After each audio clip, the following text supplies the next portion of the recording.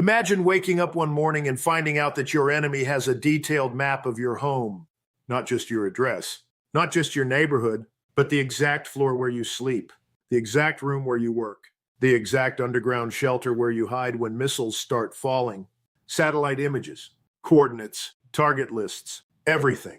Now imagine that this is not just your home. This is the presidential office of Ukraine. This is the military command headquarters in Kyiv. This is the building where Volodymyr Zelenskyy sits every single day and runs a country that has been fighting for its survival for 4 years. Now imagine that those documents, those chilling, detailed, terrifying target lists, were leaked. And Zelenskyy himself published them for the entire world to see. That is not a movie. That is not a thriller novel. That happened. It happened on May 15th, 2026. And what those documents reveal is not just a military plan. They reveal something far more dangerous. They reveal Putin's endgame. And once you understand what that endgame is, everything about this war will look completely different to you. Stay with me, because this story goes much deeper than the headlines. Let's start with the facts, because the facts alone are shocking enough. On May 15th, 2026, Ukrainian President Volodymyr Zelenskyy announced that Ukraine's military intelligence, known as HUR, had obtained Russian documents containing detailed target lists of what Moscow describes as decision-making centers. Kyiv Post. This was not a vague warning. This was not speculation. These were actual documents, with actual coordinates, with actual satellite photographs. The materials reportedly included coordinates and satellite images of political and military sites in Kyiv, including the office of the President of Ukraine, the presidential residence, and underground protected facilities in central Kyiv. The images were dated May 6, 2026, Kyiv Post. Think about what that means. Russia had satellite images of Zelensky's office, marked floor by floor, dated just 9 days before Zelenskyy revealed them to the world. This was not old intelligence. This was fresh. This was active planning. According to intercepted documents obtained by Ukrainian intelligence, Russia is preparing new combined missile and drone strikes against Ukraine, targeting nearly 24 political centers and military command posts. United 24 Media, 20 targets in one list. The published target images reportedly include buildings in central Kyiv, offices of the presidential office on different floors, and the state residence of the head of state, including the building on Bankova Street, the historic location of the office of the President of Ukraine. RBC Ukraine. Russia was not planning to bomb a military base in a remote location. Russia was planning to strike the heart of the Ukrainian government, the place where decisions are made, the people who make them. This is what military strategists call a decapitation strike. You do not defeat an army. You destroy its leadership. You cut off the head, and the body collapses. Zelenskyy responded immediately. He did not hide. He did not evacuate. He published the documents himself and issued a direct warning to Putin. Some people in Moscow still do not understand that Ukrainians will never give up their independence. And in any case, with or without Bankova, we will not surrender our land, our sovereignty, our state. 11 words that summarize 4 years of war. 11 words that tell Putin exactly where Ukraine stands. Now, here is where the story gets really interesting, because a critical question has to be asked. Why now?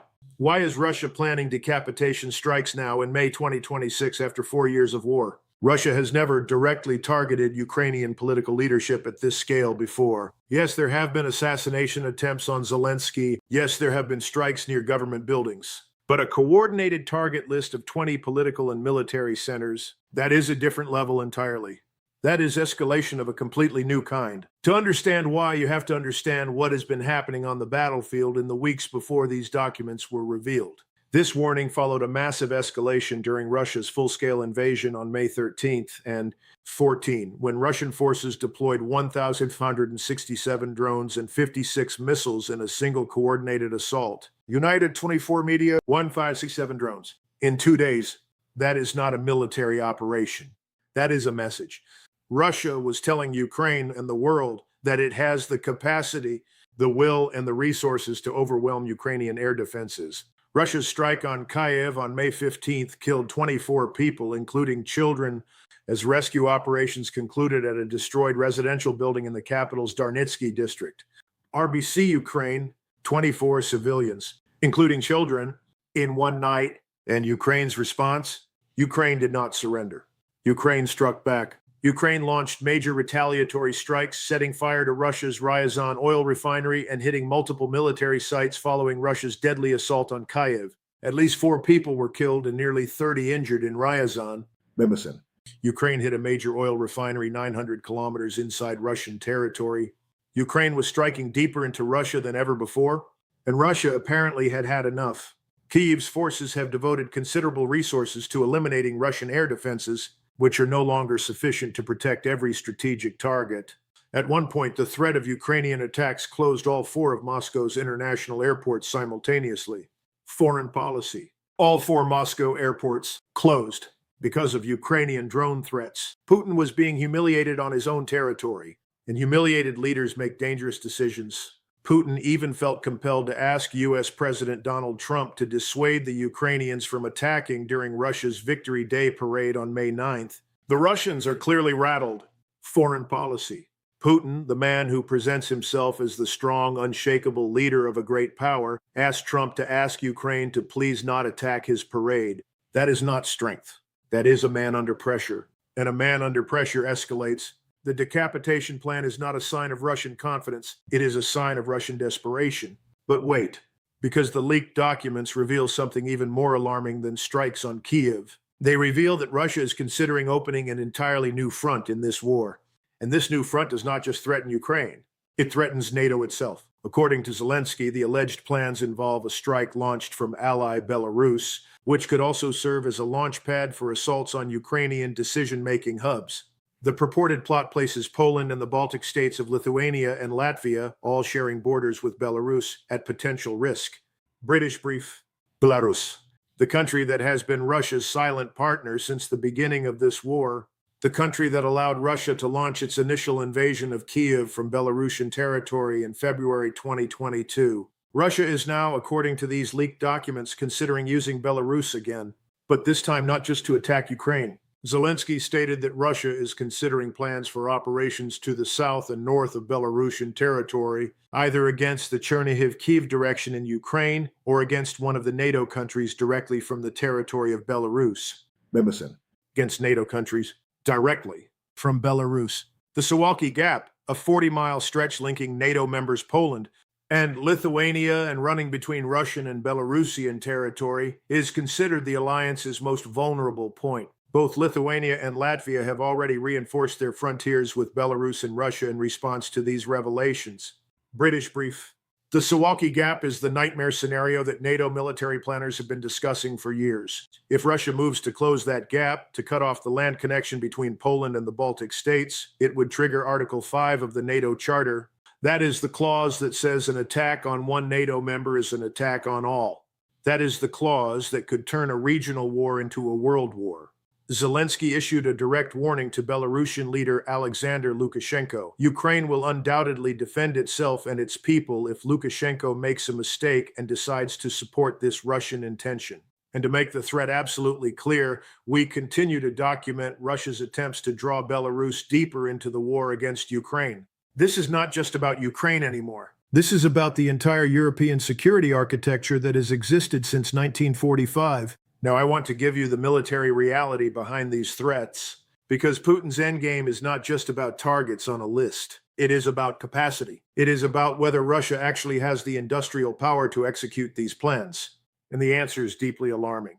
According to data from Ukraine's military intelligence agency, Russia has rapidly scaled up production of long-range strike drones, aiming to reach a manufacturing pace of roughly 500 drones per day by early 2027. Under these plans, Moscow intends to manufacture a total of 110,000 long-range drones of all types in 2026, approximately 60,000 strike drones and another 50,000 of other types. United 24 Media, 500 drones per day, 110,000 drones in a single year. This is not a country that is running out of weapons. This is a country that has converted itself into a war machine. Russia's entire economies, its factories, its engineers, its workers, has been reorganized around producing the instruments of destruction on an industrial scale.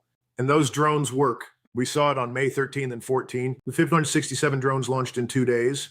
Ukraine's air defenses intercepted most of them, but most is not all. And the ones that got through killed 24 people in Kyiv, including children. Meanwhile, Russia has also demonstrated its missiles can reach anywhere in Ukraine. The Kyiv attack involved not just drones, but ballistic missiles, cruise missiles, and hypersonic weapons, weapons that travel faster than the speed of sound and are almost impossible to intercept with current technology. When you combine this industrial drone capacity with the leaked target list of 20 political and military centers, you begin to understand what Putin's endgame actually looks like. This is not random terror.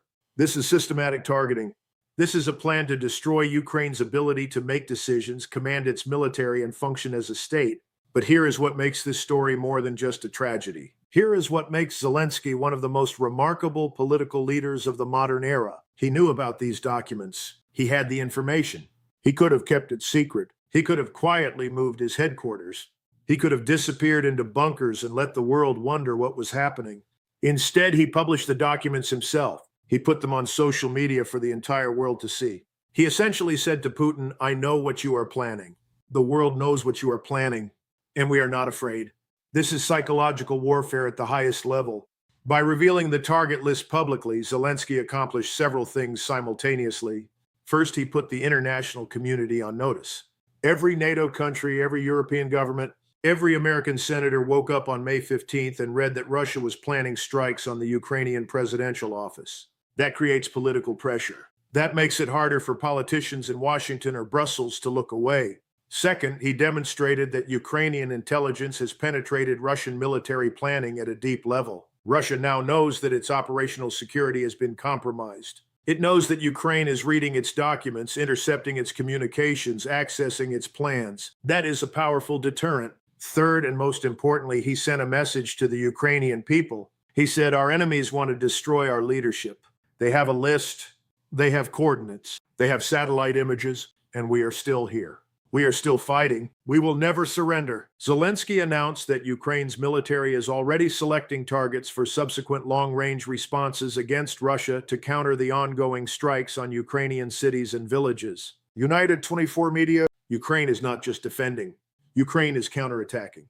The Ryazan oil refinery strike was a direct response to the Kyiv attack.